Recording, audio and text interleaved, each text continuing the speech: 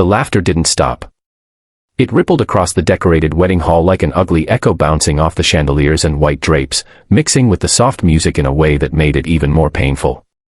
In the middle of it all sat Marissa, her lavender dress trembling with every shaky breath she took.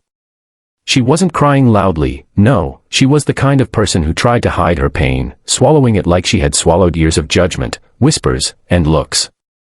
But today, on what was supposed to be a beautiful celebration for her cousin, her heart felt like breaking in front of 100 eyes. Her hands gripped the edge of the table, knuckles pale, as a small group of guests pointed at her and snickered, unaware, or perhaps uncaring, of how deeply each laugh cut her. And as she faced the tablecloth with watery eyes, wishing she could disappear, a man in the distance noticed everything, and began walking toward her with purpose. If you believe in kindness, second chances, and standing up for others, please like, comment, share, and subscribe to Kindness Corner. And tell us in the comments, where are you watching from? Your support helps these stories reach more hearts. Marissa had always been the bigger girl in every room. People rarely saw her for her softness, her gentleness, or the way she noticed beauty in small things. They saw size. They saw a shape they believed didn't belong in elegant dresses or formal photographs. Ever since high school, she had learned to expect certain glances. But she thought she had grown stronger, until today reminded her that she wasn't as immune as she hoped. The bridesmaids at the next table, dressed in matching lilac gowns, hadn't been subtle either. They whispered behind their manicured hands, laughed into their champagne glasses, and whenever Marissa looked up, she caught them staring at her body as though she were something to ridicule. One of the groomsmen had even leaned close earlier, pretending to offer help, only to call her chair reinforced seating as he walked away laughing. And Marissa, already nervous and already alone, simply folded into herself, shrinking emotionally even though shrinking physically was the one thing her genetics and metabolism had always fought her on. She wanted to celebrate her cousin's joy, wanted to feel included, but the glow of the wedding lights only exposed her loneliness more clearly. Her family was scattered around the hall, busy greeting guests or dancing. No one noticed the cruelty happening right beside her. But someone else did. His name was Cole Renwick, a single father who had come to the wedding as a distant friend of the groom. He wasn't dressed like the other men in crisp suits. His plaid shirt, rolled-up sleeves, and rugged presence made him stand out, yet somehow he fit perfectly into the room, like a grounded soul among polished surfaces. Cole had lived enough life to recognize pain when he saw it. He had raised his son alone ever since he lost his wife to illness 5 years earlier. That loss had taught him how fragile people could be, how easily a smile could hide a collapsing world, and how silently a person could drown in their own hurt. And as he stood in the back of the hall, watching Marissa fight tears while others laughed at her, something inside him refused to stay still. The scene around Marissa only grew worse.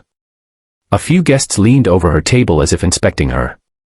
One woman laughed with her whole body, pointing and shaking her head, while a sharp-eyed man bent down pretending to whisper encouragement but instead mocking her weight under his breath. Marissa flinched at each jab, her tears falling faster now. She pressed a trembling hand to her cheek, wiping nothing away because the tears kept coming.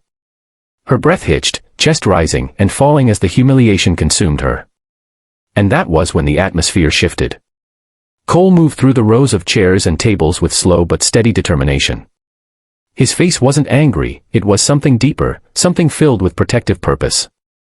As he walked, people noticed him, their laughter dimming ever so slightly, their eyes drawn to the intensity of his steps. He wasn't rushing. He wasn't dramatic. He was simply coming forward, as if every instinct in him demanded that he stand beside the girl who had been left alone in her pain. Marissa didn't see him yet. Her gaze remained on her trembling hands, on the small flower arrangement she clung to as though it could anchor her. A part of her hoped someone, anyone, would stop the mocking, but she no longer believed it was possible. Cole reached the group just as another cruel joke was thrown her way. The bridesmaid closest to Marissa leaned in and said something about big girls needing big tables. Her friends burst into laughter, the sound sharp and shameless. Marissa crumpled inward, unable to hide her brokenness anymore. Her shoulders shook as she tried to breathe through the humiliation. Then the laughter stopped, not because people felt guilty, but because Cole's presence changed the entire energy of the room. He placed a gentle hand on the back of Marissa's chair, not touching her but grounding the space beside her. His eyes burned into the group surrounding her. They shifted uncomfortably under his gaze, suddenly aware that their behavior had been witnessed. Marissa finally lifted her red, tear-filled eyes and looked up at him. For a moment, she didn't understand why a stranger stood so protectively near her. But then she saw the compassion, the steadiness in his expression, and her breath caught. She wasn't alone anymore. Cole didn't need to raise his voice. He didn't need to confront anyone with anger. His very presence, strong, steady, unyielding, was enough to make the group step back.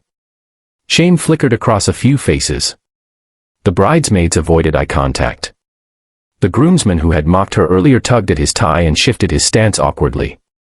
Cole simply remained beside Marissa, silently telling her with his posture, "You matter. You deserve respect. I'm here." The wedding hall felt different now. People watched, sensing something meaningful happening. Marissa wiped her cheeks with the back of her hand, embarrassed but also strangely comforted. Why would someone she didn't even know choose to help her? Why would a stranger care? Cole slowly moved to the empty chair next to hers and sat down, calm, respectful, not forcing conversation, simply offering his presence. And that, more than words, told Marissa she wasn't invisible. She wasn't unworthy. She wasn't what those cruel voices wanted her to believe. By the time dinner was served, Cole had gently encouraged her to take a walk outside to breathe. They talked softly in the cool air, about life, about pain, about healing. And for the first time in years, Marissa felt seen, not for her size, but for her heart. If this story has touched your heart even a little, please remember to like, share, and subscribe to Kindness Corner.